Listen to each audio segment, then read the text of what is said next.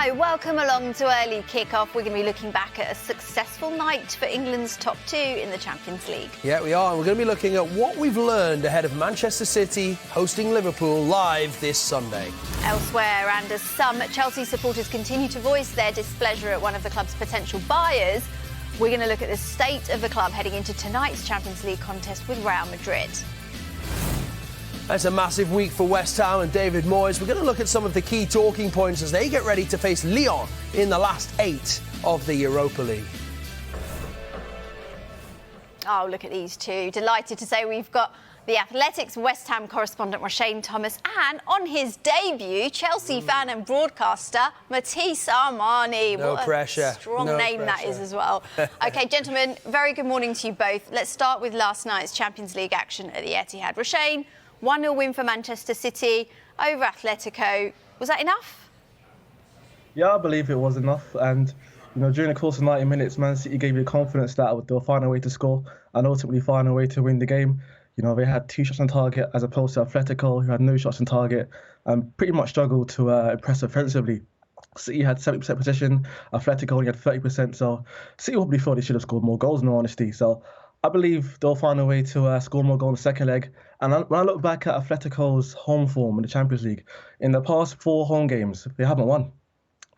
So that's definitely a worry if you're a Atletico Madrid fan. And when you think about Man City on their travels in Champions League this season, they've been so good.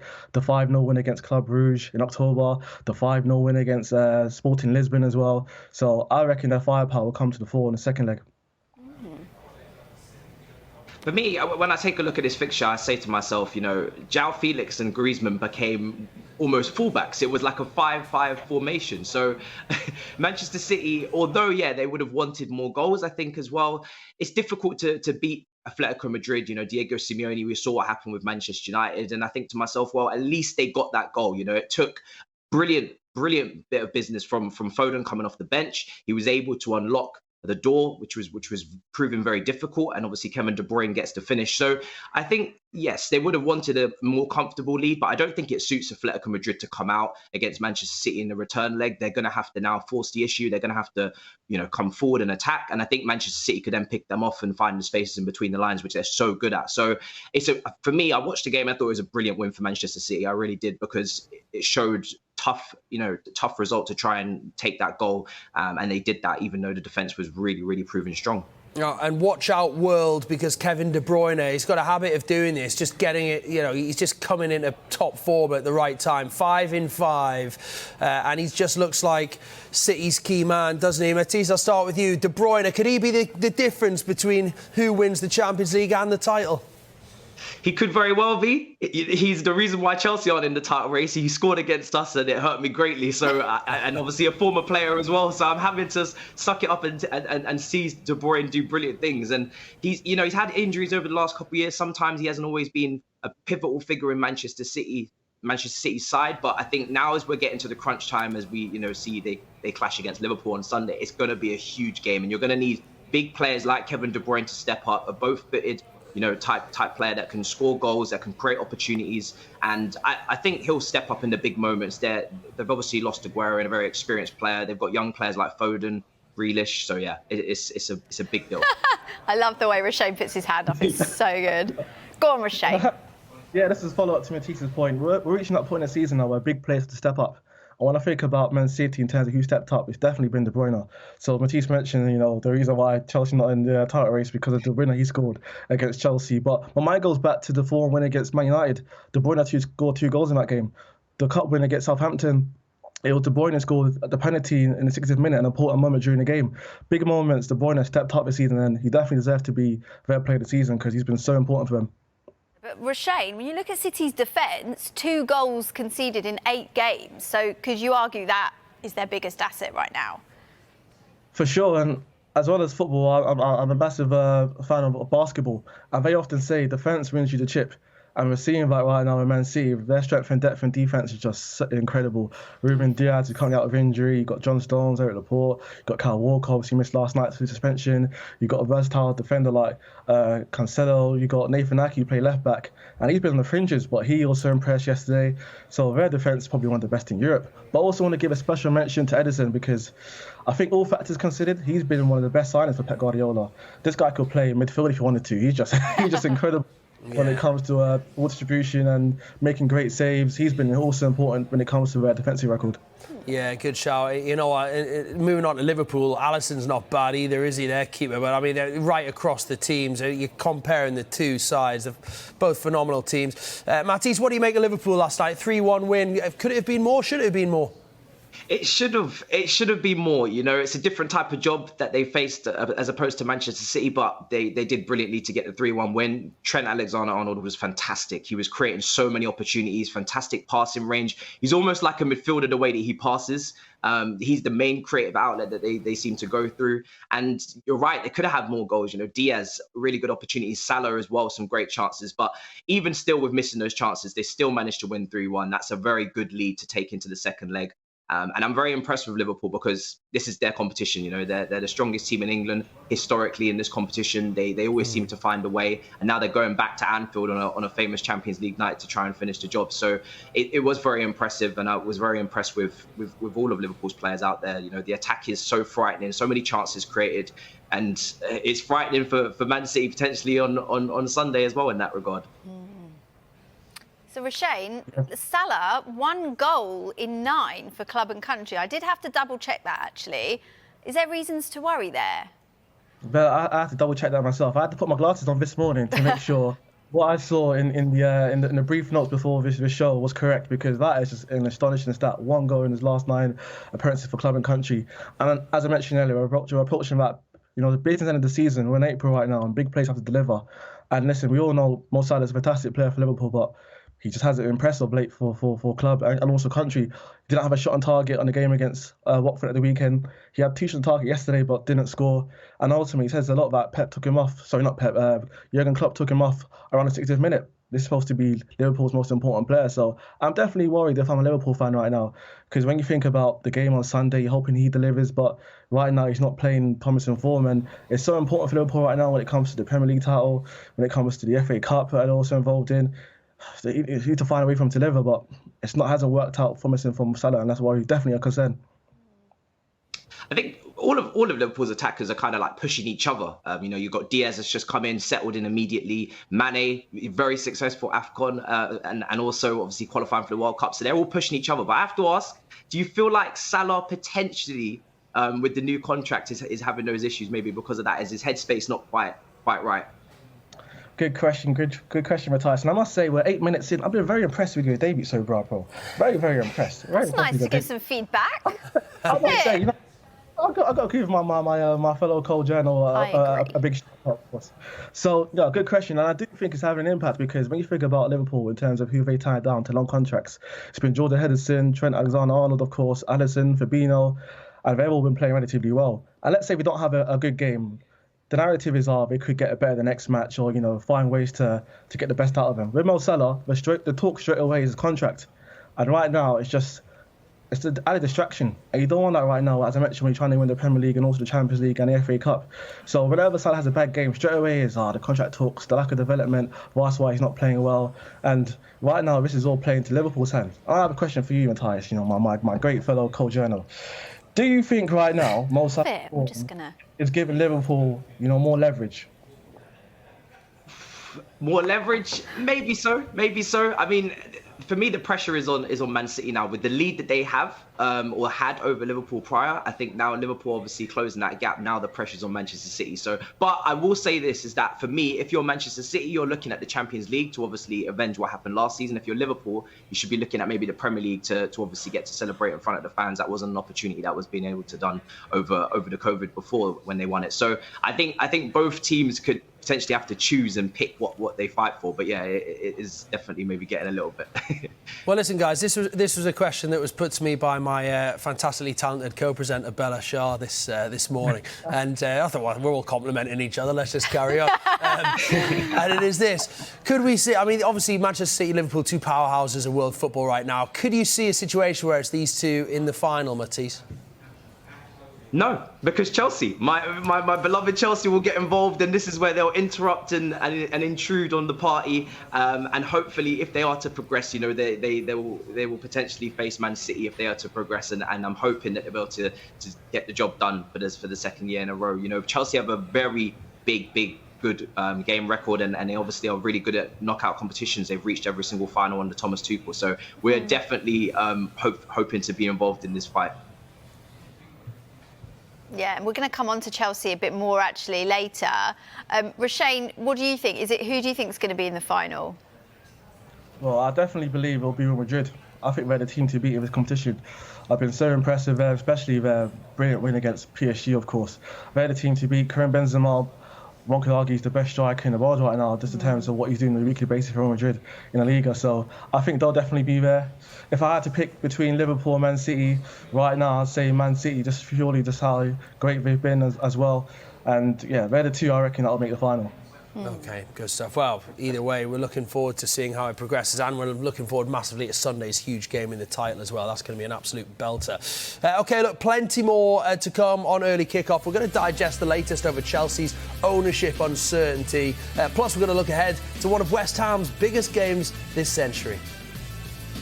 We're all in to kick it out.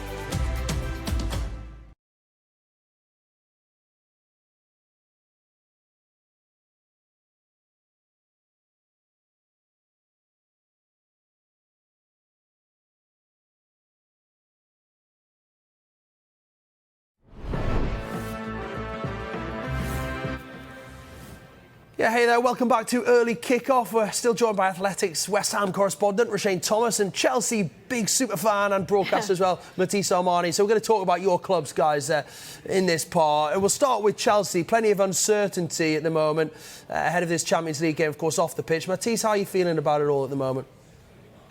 I'm nervous. It's a big game. You know, it's Real Madrid. Chelsea haven't, prior to last year, been able to play Real Madrid since 1998 in the Super Cup, and this is the first opportunity with fans, so it's going to be absolutely incredible. The atmosphere is going to be, you expect to be stellar. Obviously, Thomas Tuchel did criticise the atmosphere against Brentford at the weekend, saying that, you know, you need the fans to be a lot louder, but this is a night game now. It's Real Madrid, it's a Champions League quarter-final, and I love this competition because you don't get the opportunity to build up and you know, your emotions over a 38-game season. Now you're just kind of just being thrown around with the 90 minutes, and it is on the edge of your seat type stuff.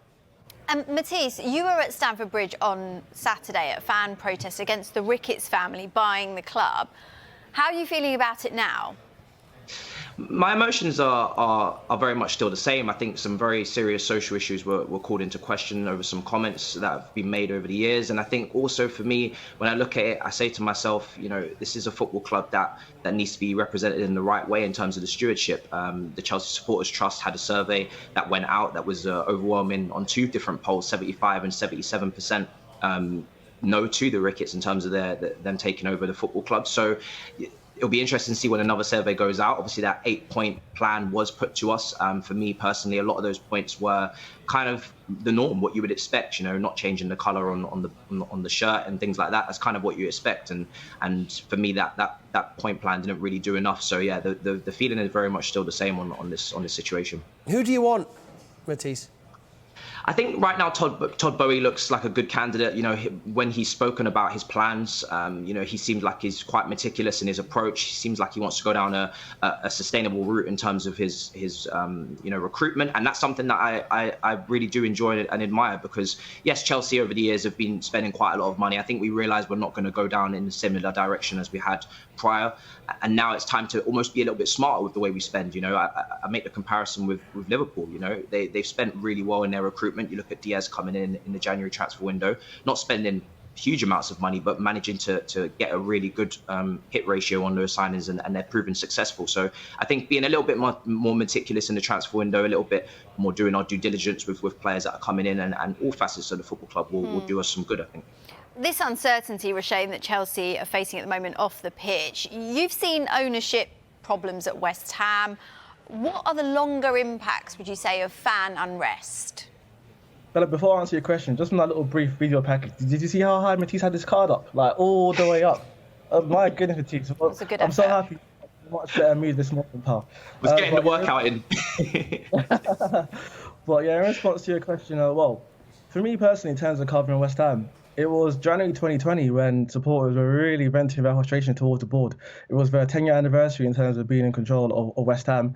And at the time, West Ham were involved in a relegation fight. And the fans were really frustrated with the direction the club was heading in, the lack of great signings, just the overall lack of improvement, really. So, funny enough, that actually coincided with the team not playing well. And then at the ground, and obviously, as with most fans, they're known for being a 12th man. But around the time, the atmosphere at the stadium was very toxic. So let's say a player makes a misplaced pass, or if a player misses a shot, the fans will often be in the back of them because they're thinking we're not doing well, we're not seeing any improvement, and right now we're very frustrated. So it's been a massive changeover from that to now, where if you were to walk around London Stadium, it's positive. People talking about the European tour, obviously, which we'll get into later in the show. So that can come about from protests and supporters being uncertain about what's going to happen in terms of the club moving forward. And obviously we saw that on Saturday with Chelsea suffering that shock defeat against Brentford. And where you're watching a match, you think his supporters will be rallying behind Chelsea to make them get the win. There's on so much uncertainty. Fans are like, we don't know what's going to happen in terms of our future long term, and we're not seeing anything great on the pitch right now. So yeah, it's not a great time to be in, if I'm being honest. Just reflecting back on how it was for West Ham.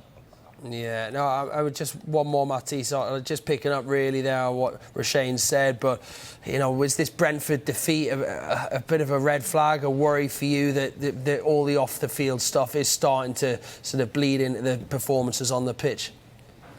I would agree with Tuchel and kind of go with that. It's just hopefully a blip. I think, Chelsea have been really good in terms of form since this, ownership issue started, which was away from home to Luton. I remember as a fan watching the game, I could really barely understand and comprehend what's going on the pitch because I was still thinking about all of the things going off of it. So maybe it's impacting the fans and that's why the atmosphere, maybe it's brilliant best. But I think for the players, I definitely think their mentality and the strength that they've shown since Thomas Tuchel has arrived has been really commendable. They've shown in high pressure moments that they can deal with situations. We kind of crave the chaos at this football club. We always have some sort of drama around us, whether it's managers going, etc. So I feel like Chelsea will be able to bounce back from this and hopefully have a good end to the season and kind of keep distractions to a minimum, hopefully.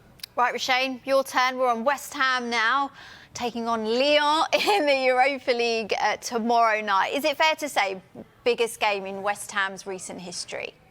So we had the starter. Now it's time for the main course. Wow. Now it's time for that. Right, West Ham. You know what, but I don't think it's the biggest game to get the upcoming match against Lyon. I think that the biggest game in the recent history was against Seville in the second leg, because that was just so huge for West Ham in terms of how far the club had come under David Moyes and the coaching staff. I was there for 3 days in Spain for the first leg, and although it was a 1-0 defeat, probably one of the best trips I've been on, not just for work, just in life. It was just incredible. My Spanish is not so good, so I need to improve my Spanish, of course, in case we go back to the final. But yeah, it was just incredible. So I think having beat Seville, bear in mind they've won a competition 4 times in the past 10 years. This upcoming match against Lyon, fans will be optimistic, the players will be full of confidence. And yeah, hopefully across both legs, West Ham will play well and progress to semi-final to play Barcelona. Yeah, I mean, there's a lot of excitement. We've got West Ham fans here in the office, of course, as well as Chelsea fans. Well, basically every club you can imagine supported by someone in this office. But there's a lot of excitement this morning. People looking forward to the game, that West Ham game. I just wonder, it just seems to suit them, this competition, Roshane, doesn't it, this season? I mean, their performances have been exceptional. It really has. And you know what surprised me? It's been how well they've adjusted to the 30 Sunday schedule. Because initially, bearing in mind the squad being rather thin, a lot of people thought, maybe West Ham will struggle to replicate last season's performance in the league. They'll probably finish mid-table, but Moyes have been like, no chance.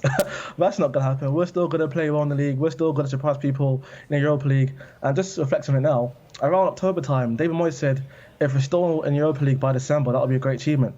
And here we are talking about West Ham in the quarterfinals with a view to potentially being in the semi-finals. It's just crazy when you think about it, when you think about West Ham and how things were bad previously and how great things are now. So hopefully they play well and hopefully it's a great affair on Thursday. Yeah, such an exciting time for West Ham fans. Matisse, something you touched on earlier in regards to City and Liverpool, which is a similar sort of question I've got for you for this, which is which competition or league do you prioritise? You know, for West Ham, should they be prioritising top 4, or can they give both equal focus?